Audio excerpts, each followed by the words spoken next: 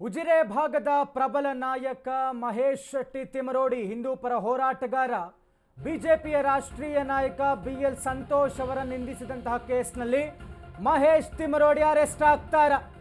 ಸದ್ಯಕ್ಕೆ ಮಹೇಶ್ ಶೆಟ್ಟಿ ತಿಮರೋಡಿಯನ್ನು ವಶಕ್ಕೆ ಪಡೆದಿದ್ದಾರೆ ಪೊಲೀಸರು.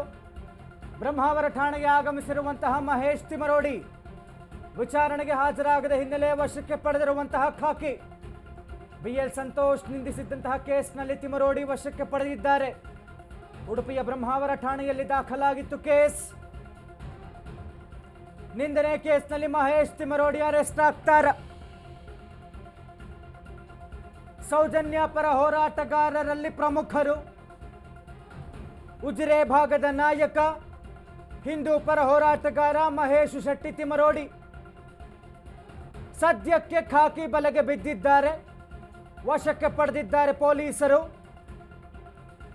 ಬಿಎಲ್ ಸಂತೋಷ್ ಅವರನ್ನು ನಿಂದಿಸಿದ್ದಂತಹ ಕಾರಣ ಉಡುಪಿಯ ಬ್ರಹ್ಮಾವರ ಠಾಣೆಯಲ್ಲಿ ಕೇಸ್ ದಾಖಲಾಗಿತ್ತು.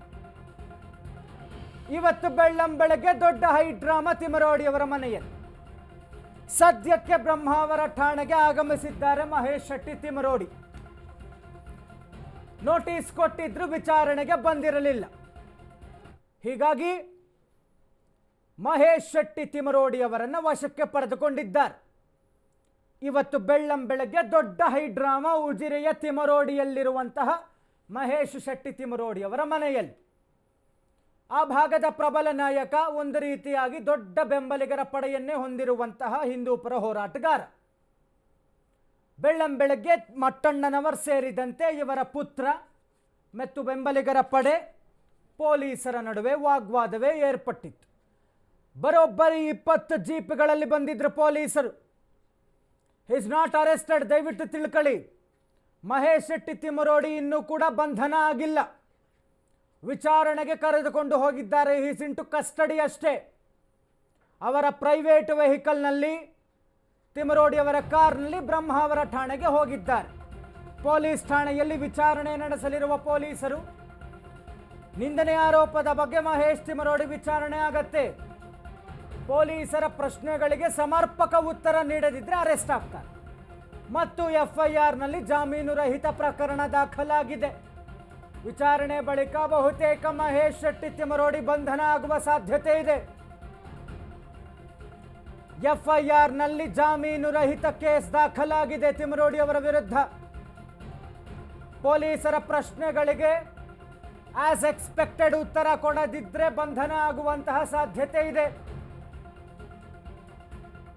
ತಿಮರೋಡಿ ಅವರಿಗೆ ಇಲ್ಲಿಯ ತನಕ ಬೇಕಾದಷ್ಟು ಬಾರಿ ನೋಟಿಸ್ ಕೊಟ್ಟಿದ್ರು ವಿಚಾರಣೆಗೆ ಬನ್ನಿ ಅಂತ, ಬಟ್ ಬಂದಿರಲಿಲ್ಲ. ಏಕಾಏಕಿ 20 ಜೀಪ್ಗಳಲ್ಲಿ ತಿಮರೋಡಿ ಅವರ ನಿವಾಸಕ್ಕೆ ಬರ್ತಾರೆ. ಇವರನ್ನು ತಾವು ವಿಚಾರಣೆಗೆ ಬರಬೇಕು, ಈ ಕೂಡಲೇ ತಾವು ಬ್ರಹ್ಮಾವರ ಠಾಣೆಗೆ ಬರಬೇಕು ಅಂತ ಅವರನ್ನು ಕರೆದುಕೊಂಡು ಹೋಗಲಾಗುತ್ತೆ. ವಾಗ್ವಾದ ನಡೆಯುತ್ತೆ ತಿಮರೋಡಿ ಅವರ ಬೆಂಬಲಿಗರು ಮತ್ತು ಪೊಲೀಸರ ನಡುವೆ. ಬಟ್ ಪೊಲೀಸರು ಮಣಿಯೋದಿಲ್ಲ. ತಿಮರೋಡಿ ಅವರನ್ನ ನಿಮ್ಮ ಕಾರಿನಲ್ಲಿ ತಾವು ಬರಬೇಕಾಗತ್ತೆ ಅಂತ. He is been escorted by police jeeps. Thimarodi ಅವರು ಅವರ ವಾಹನದಲ್ಲಿ, ಪ್ರೈವೇಟ್ ಕಾರ್ನಲ್ಲಿ ಉಡುಪಿಯ ಬ್ರಹ್ಮಾವರ ಠಾಣೆಯತ್ತ ಹೊರಡ್ತಾರೆ. ಅವರ ಕಾರಿನ ಹಿಂದು ಮತ್ತು ಮುಂದು ಎರಡೂ ಕಡೆಯೂ ಕೂಡ ಬರೋಬ್ಬರಿ 20 ಪೊಲೀಸ್ ವಾಹನಗಳು. ಈಗ ಬ್ರಹ್ಮಾವರ ಪೊಲೀಸ್ ಠಾಣೆಗೆ ವಕೀಲರ ತಂಡ ಎಂಟ್ರಿ ಕೊಟ್ಟಿದೆ. ತಿಮರೋಡಿ ಅವರ ಪರ ವಕೀಲರು ಬ್ರಹ್ಮಾವರ ಠಾಣೆಗೆ ಬಂದಿದ್ದಾರೆ. ದೀಪಕ್ ನಾವುಂದ, ಪ್ರದೀಪ್ ಹಂದೆ ತಿಮರೋಡಿ ಪರ ವಕೀಲರು. ಜೊತೆಗೆ ಬ್ರಹ್ಮಾವರ ಪೊಲೀಸ್ ಠಾಣೆ ಸುತ್ತ ಪೊಲೀಸರ ಬಿಗಿ ಭದ್ರತೆ. ತಿಮರೋಡಿ ಅವರ ಬೆಂಬಲಿಗರು ಜಮಾವಣೆ ಆಗಿದ್ದಾರೆ. ಯಾವುದೇ ಥರದ ಅಹಿತಕರ ಘಟನೆ ನಡೆಯದಂತೆ ಬಿಗಿ ಬಂದೋಬಸ್ತ್ ಮಾಡಲಾಗಿದೆ. ಒಂದು ರೀತಿಯಲ್ಲಿ ಬೆಂಬಲಿಗರ ಪಡೆ ಇಟ್ಕೊಂಡಿರುವಂತಹ ಆ ಭಾಗದ ಪ್ರಬಲ ನಾಯಕ.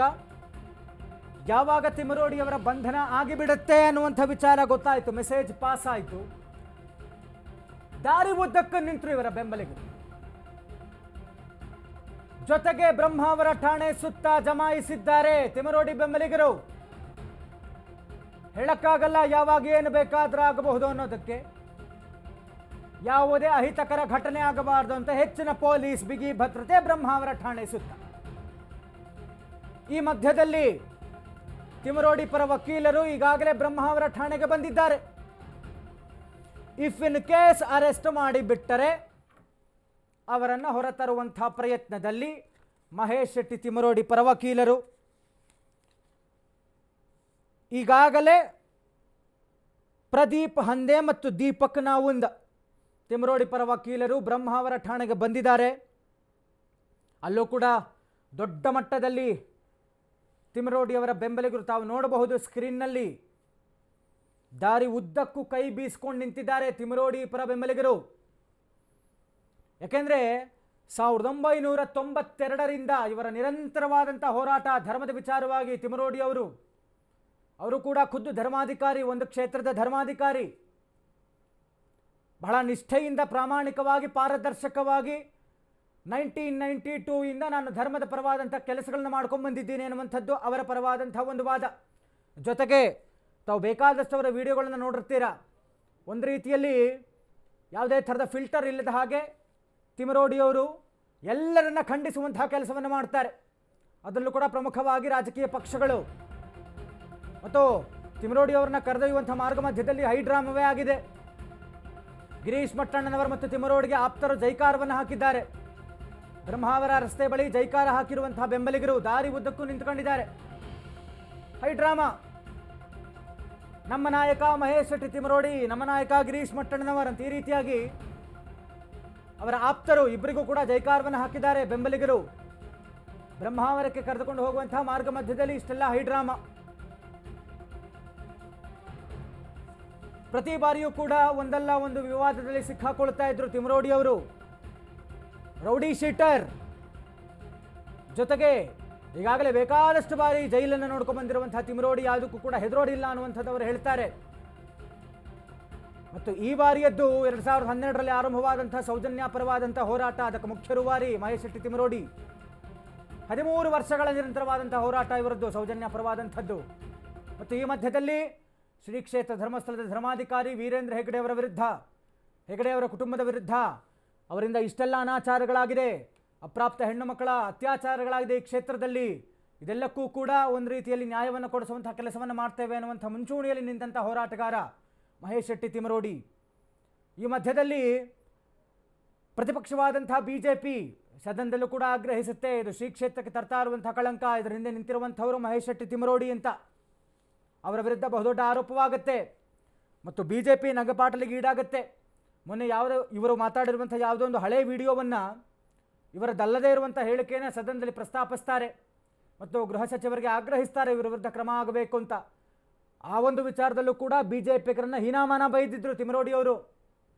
ಇದಕ್ಕೂ ಮುಂಚೆ ಇದೆಲ್ಲಕ್ಕೂ ಕೂಡ ಕುಮ್ಮಕ್ಕು ಕೊಡ್ತಾ ಇರುವಂಥದ್ದು ಪ್ರತಿಪಕ್ಷವಾದಂಥ BJP ಧರ್ಮದ ಹೆಸರಿನಲ್ಲಿ ಧರ್ಮಸ್ಥಳದಲ್ಲಿ ಬಂದು ಧರ್ಮಸ್ಥಳ ಚಲೋ ಅನ್ನುವಂಥ ಯಾತ್ರೆ ಮಾಡ್ತಾ ಇರುವಂಥದ್ದು, ಪ್ರತಿಭಟಿಸ್ತಾ ಇರುವಂಥದ್ದು ಎಲ್ಲವೂ ಕೂಡ ಇದಕ್ಕೆ ಪುಷ್ಟಿ ಕೊಟ್ಟಿರುವಂಥದ್ದು, ಕುಮ್ಮಕ್ಕು ಕೊಡ್ತಾ ಇರುವಂಥದ್ದು BJP ರಾಷ್ಟ್ರೀಯ ನಾಯಕ BL ಸಂತೋಷ್ ಅಂತ.